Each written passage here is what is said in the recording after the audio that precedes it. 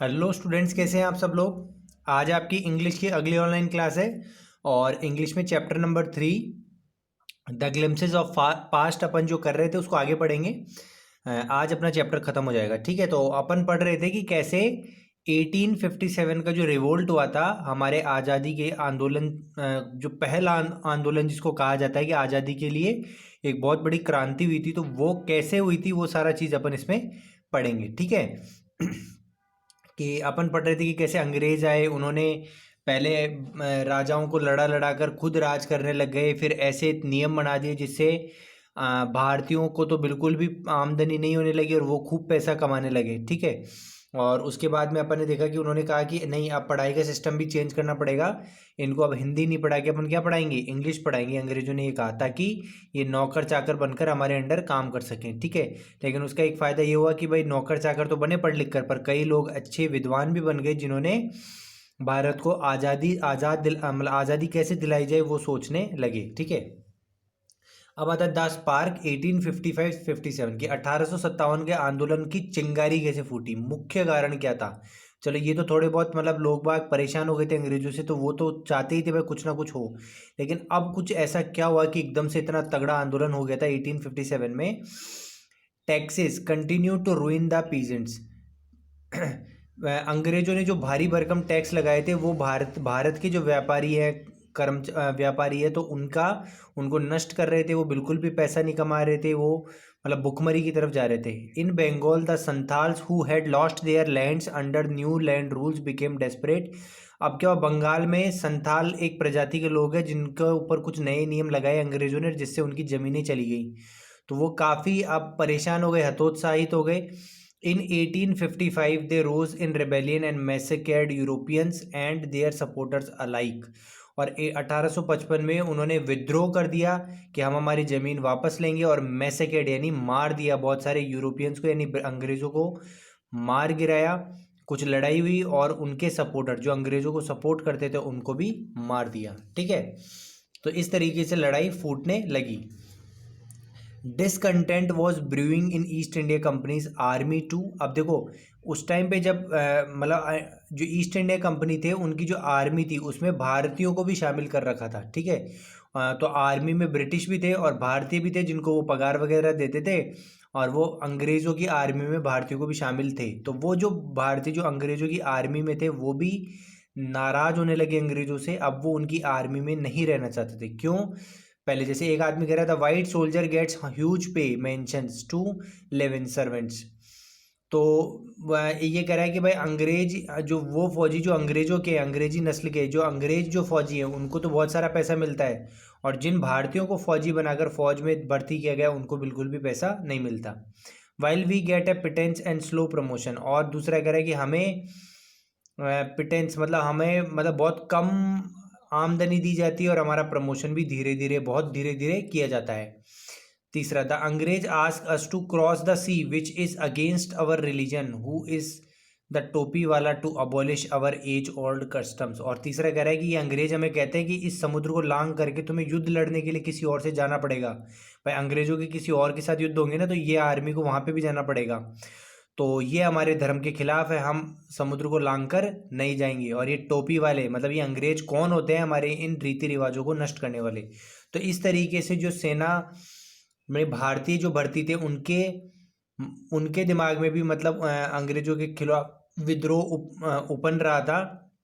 ये कह रहे हैं we must drive out the अंग्रेज, हमें अब अंग्रेजों को यहाँ से खदेड़ कर बाहर निकालना पड़ेगा। Sipahi Mangal Pandey attacked the adjutant of his regiment and was executed. सिपाही मतलब सिपाही, मंगल पांडे नाम का एक सिपाही था जिसके ऊपर फेमस पिक्चर भी बन चुकी है मंगल पांडे, आपने देखी हो तो उसने अपने जिस अंग्रेज़ों की आर्मी में था, वो एक सैनिक था अंग्रेज़ों की आर्मी का, तो उसने क्या किया, अटैक कर दिया अपने ही अंग्रेज साथी पर, और फिर उसको आगे जाके सज़ा मिली और वो फांसी पर लटका दिया गया। ठीक है,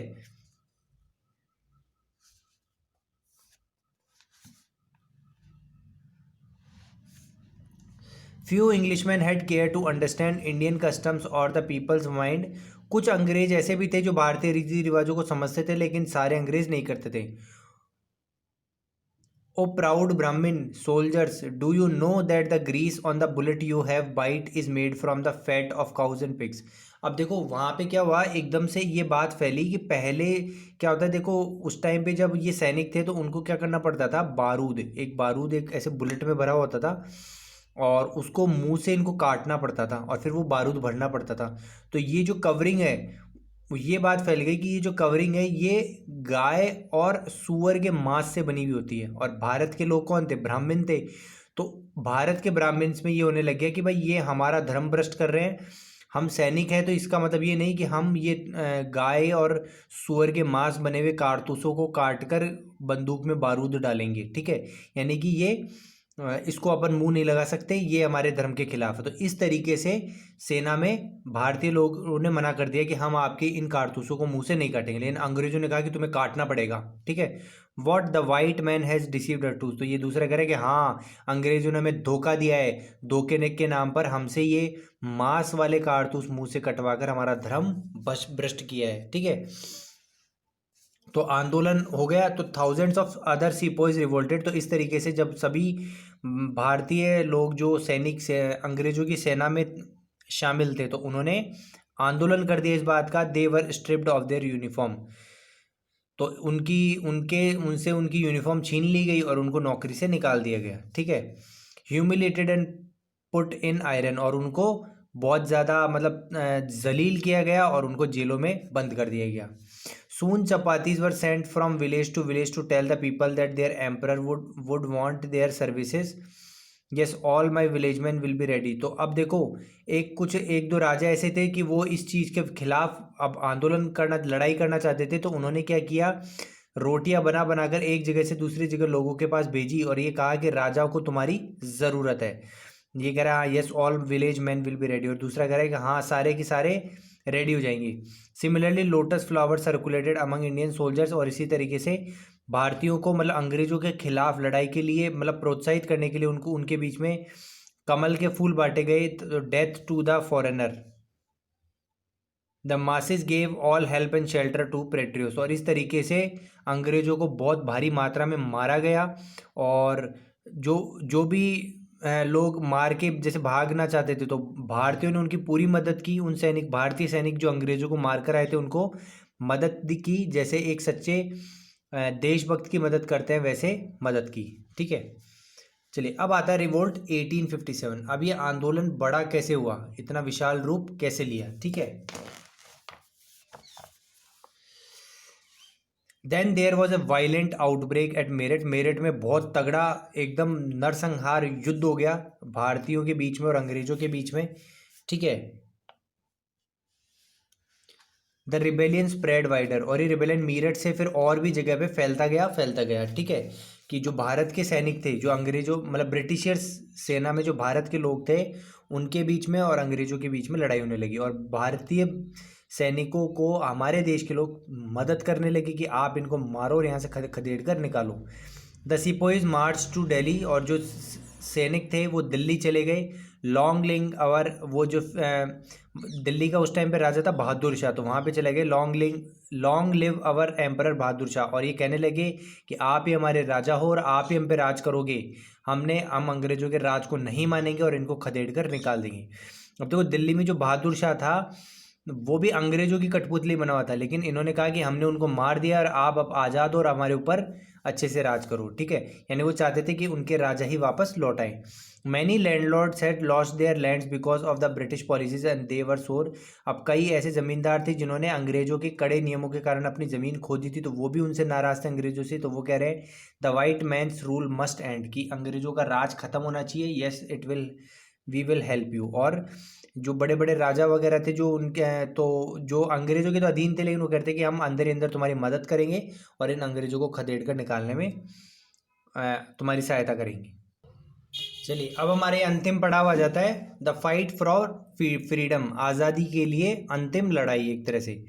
many farmer rulers like Begum Hazrat Mahal of Lucknow were bitter. कई ऐसे राजा, पुराने राजा जिनको अंग्रेज़ों ने हरा के उनका राज्य छीन लिया था, तो वो भी बहुत नाराज़ थे, उनके मन में भी गुस्सा बढ़ रहा था। जैसे कि रानी बेगम हजरत लखनऊ की, वो कह रही है the white man has taken away my kingdom, कि अंग्रेजों ने मेरा शासन छीन लिया, अब मैं भी उनसे वापस छीनूंगी। They joined the upsurge against the foreigner, तो इन जैसे राजा जिनका राज्य छिन गया था उन्होंने भी ये अंग्रेजों के खिलाफ जो विद्रोह हो रहा था उसमें शामिल हो गए। ठीक है। पॉपुलर लीडर्स लाइक मौलवी Ahmadullah of Faizabad told the people, जैसे कई बहुत सारे फेमस लीडर्स थे जिनकी लोग काफ़ी सुनते थे, जैसे मौलवी अब्दुल्ला फैज़ाबाद के, उन्होंने लोगों के कहा राइज ब्रदर्स राइज, द अंग्रेज इज रूइनिंग अवर लैंड, जैसे ये कह रहे थे कि भाइयों उठो, एकजुट हो जाओ, ये अंग्रेज हमारी ज़मीन को ख़राब कर रहे हैं, हमें लूट रहे हैं, हमें इनके खिलाफ आंदोलन चलाकर इनको खदेड़ना ही होगा। The people rose everywhere in Bareilly, Kanpur and Allahabad, और हर जगह पे लोग इकट्ठा होने लगे, बरेली, कानपुर, इलाहाबाद, हर जगह पे विद्रोह होने लगा अंग्रेजों का।